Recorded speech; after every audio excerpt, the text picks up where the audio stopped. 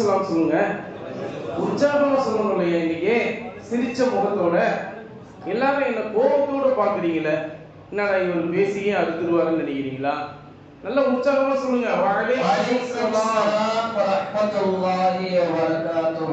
இப்படி இருக்கணும். சலாம், சலாமுக்கு பதில் பிஸ்மில்லாஹ், அல்ஹம்துலில்லாஹ், வஸ்ஸலாத்து வஸ்ஸலாமு அலா ரசூலில்லாஹ் வ அலா ஆலிஹி வ அஸ்ஹாபிஹி ஹிஸ்பில்லாஹ் வ அலைனா இபாதில்லாஹ். அம்மா பஅத். ஃபக்கத் கால அல்லாஹு தஆலா ஃபில் குர்ஆனில் அஸீம் வல் ஃபுர்கானில் மஜீத். அஊது பில்லாஹி மினஷ் ஷைத்தானிர் ரஜீம். பிஸ்மில்லாஹிர் ரஹ்மானிர் ரஹீம்.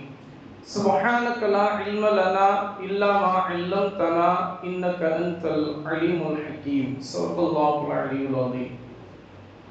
وقال رسول الله صلى الله عليه وسلم نور الحكمة الجوع وصدق رسوله النبي الكريم ونحن على ذلك من الشاهدين. வல்லவனை வாழ்த்தி வல்லல் கோமானை போற்றி வலிமார்களின் ஆசிதனை நாடி எனது உரையை துவங்குகிறேன்.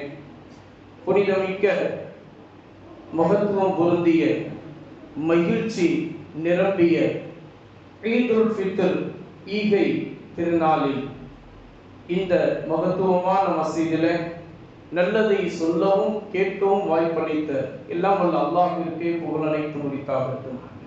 இன்று நம்மை எல்லாம் நல்லது கேட்பதற்காக வேண்டி ஒன்று கூட்டியது போல நாளை மறுமையில் சூன பூஜ உலகிலே நல்லோர்களின் கூட்டத்தில் அல்லாஹ் தஆலா நம் அனைவரையும் ஒன்று சேர்த்து அருள் புரிவானாக. கண்ணியத்திற்கும் பெருமதிப்பிற்கும் உரிய அல்லாஹ்வின் நல்லடியார்களே, அல்லாஹ் தஆலா நம் எல்லோரையும் இன்றைக்கு அவருடைய விருந்தாளிகளாக அல்லாஹ் தஆலா ஆக்கி அருள் புரிந்திருக்கிறார். அல்லாஹ்வினுடைய விருந்தாளிகளாகிய உங்கள் அனைவருக்கும் ஈதுல் ஃபித்ர் பெருநாள் நல்வாழ்த்துக்கள். குல்லு ஆமின் வ அன்தும் பிகைர். அல்லாஹ் தஆலா இன்றைய நம்முடைய சந்தோஷத்தை போல மன மகிழ்ச்சியை போல காலமெல்லாம் மன மகிழ்ச்சியோடும் எல்லா விதமான வளங்களோடும் செழிப்புகளோடும் வாழக்கூடிய தௌஃபீக்கை அல்லாஹ் நம் அனைவருக்கும் தந்தருள் புரிவானாக. அல்லாஹ் நம் அனைவருக்கும் வாழ்நாள் முழுவதிலும் உடல் ஆரோக்கியத்தோடு வாழக்கூடிய தௌஃபீக்கை அல்லாஹ் நம் அனைவருக்கும் தந்தருள் புரிவானாக.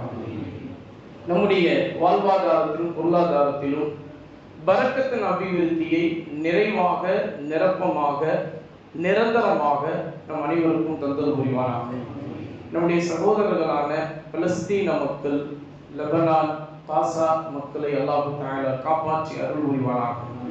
எதிரிகள் விரோதிகளுடைய சூழ்ச்சியை அல்லாஹ் தஆலா முறியடித்து மறுவாழ்வை பலஸ்தீன மக்களுக்கும் லெபனான் காசா மக்களுக்கும் உலக முஸ்லிம்கள் அனைவருக்கும் அல்லாஹ் தஆலா தந்தருள் புரிவானாக. இந்த மகிழ்ச்சி பொருந்திய இந்த நன்னாளில் நம்முடைய சகோதரர்களான பலஸ்தீன மக்களை நாம் நினைவு கூற கடமைப்பட்டிருக்கிறோம். அவர்களை நினைவு கூறுவதோடு மட்டுமல்லாமல் அவர்களுக்காக வேண்டி துஆ செய்ய கடமைப்பட்டிருக்கிறோம். இன்றைக்கு நம்மை எல்லாம் எப்படி அல்லாஹ் தஆலா விருந்தாளிகளாக ஆக்கி இருக்கிறானோ அதுபோல அவர்களையும் அல்லாஹ் தஆலா விருந்தாளிகளாக ஆக்கி இருக்கிறான். ஆனால் நம்முடைய சந்தோஷத்தை போல அவர்கள் சந்தோஷமாக இன்னும் இல்லை. பள்ளிவாசலில் தொழுவதற்கு கூட அவர்களை அனுமதிக்கப்படவில்லை. அல்லாஹ் தஆலா இது போன்ற தடைகளிலிருந்து அவர்களை முழுமையாக மீட்டு எடுத்து மறுவாழ்வை சந்தோஷமானதாக மகிழ்ச்சிக்குரியதாக ஈருலகிலும் அவர்களுக்கு தந்தருள் புரிவானாக. கண்ணியத்திற்கும் பெருமதிப்பிற்கும் உரிய அல்லாஹ்வின் நல்லடியார்களே, ஈதுல் ஃபித்ர் என்று சொன்னால் ஈகை திருநாள். தமிழில் ஈகை என்று சொன்னால் இரக்கம் என்பதாக அதனுடைய அர்த்தம். அப்படி என்றால் அல்லாஹ் தஆலா இந்த நன்னாளிலே நம்மை அனைவரையும் இரக்க குணம் சிந்தனை உடையவர்களாக இருக்க வேண்டும், அதற்குரிய பெருநாள் தான் இது என்று உணர்த்தும் விதமாக அல்லாஹ் தஆலா இந்த பெருநாளை நமக்கு ஆக்கி தந்திருக்கிறார். காரணம் என்னவென்று சொன்னால் உலகத்தில் பல கோடி மக்கள் இருக்கிறார்கள். அதிலும் மத ரீதியாக ஒவ்வொருவரும் ஒவ்வொரு விதத்தில் ஒவ்வொரு கோட்பாட்டின் கீழ் இருக்கிறார்கள். ஆனால் முஃமின் முஸ்லிம் என்று சொன்னால் ஒரே கோட்பாட்டின் கீழ், ஒரே கொள்கையின் கீழ், ஒரே வழித்தடத்தின் கீழ் அவர்கள் இருப்பார்கள். அதுதான் முஃமின்களினுடைய மிகப்பெரிய அடையாளம். என்ன தெரியுமா? ரஹ்மாஉ பைனஹும், இரக்க குணமுடையவர்கள். நாம் எல்லாம் இரக்க குணமுடையவர்கள் என்று அல்லாஹ் தஆலா குர்ஆனில் நம்முடைய அடையாளத்தை நமக்கு சொல்லி காட்டுகிறார். அப்படி என்றால் நம்முடைய வாழ்நாள் முழுவதிலுமே நம்முடைய மனதை இரக்க குணம் உடையதாக நாம் ஆக்கிக் கொள்ள வேண்டுமே தவிர நம்முடைய மனதை என்றைக்குமே இறுகிய உள்ளம் கொண்டதாக ஆக்கிக் கொள்ளக்கூடாது என்பதைத்தான் இந்த வசனத்தின் மூலமாக அல்லாஹ் தஆலா சொல்லி காட்டுகிறார். அப்படி என்றால் இன்றைக்கு நாம் இரக்க குணத்தை யாரின் மீது செலுத்த வேண்டும் என்று தெரியுமா? அப்படி செலுத்திவிட்டு தான் இப்போது நாம் பள்ளிவாசலுக்கு வந்திருக்கிறோம். யாரின் மீது நாம் இரக்கம் செலுத்த வேண்டும்? நம்முடைய சகோதரர்களான ஏழை மக்களின் மீது நாம் இரக்க குணத்தை வெளிப்படுத்தியவர்களாக இருக்க வேண்டும்.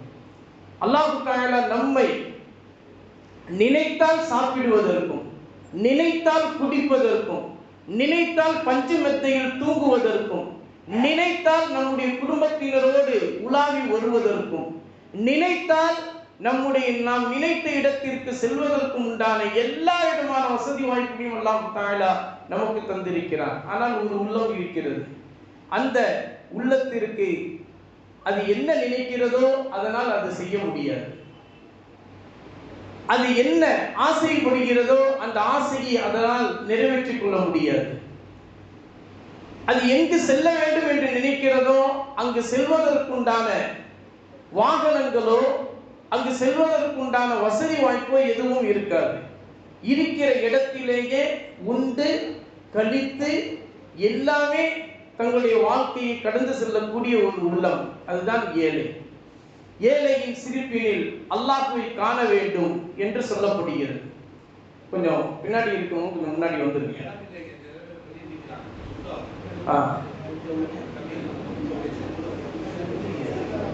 இரக்க சிந்தனை உடையவர்களாக நாம் இருக்க வேண்டும் என்பதை உணர்த்தும் விதமாக அல்லாஹ் தஆலா நமக்கு இந்த பெருநாளை ஈகை திருநாளாக ஆக்கி தந்திருக்கிறார். அதுபோலத்தான் வரக்கூடிய ஹஜ் பெருநாள், அது தியாக திருநாள்.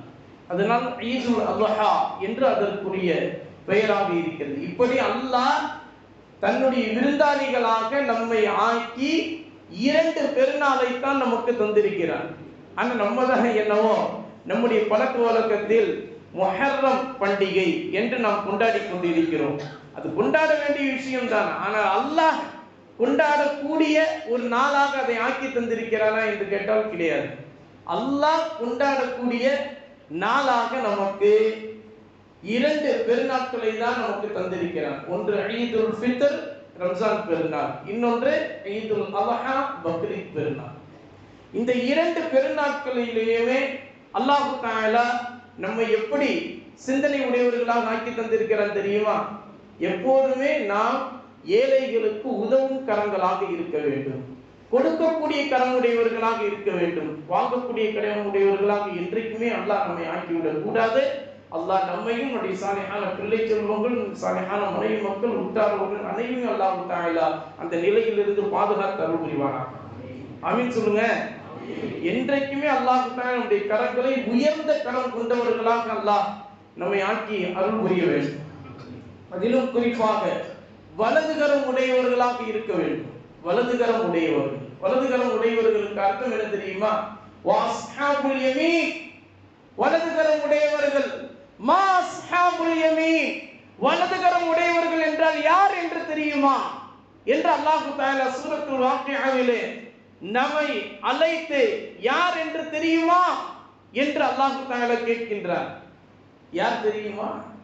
எப்போதுமே தங்களுடைய கரங்களை கொடுத்து கொண்டே இருப்பதற்கு பயன்படுத்தக்கூடியவர்கள், கொடுக்க அவர்களுடைய கைகளை சிவந்து காணக்கூடியவர்கள் தான் வலதுகரம் உடையவர்கள்.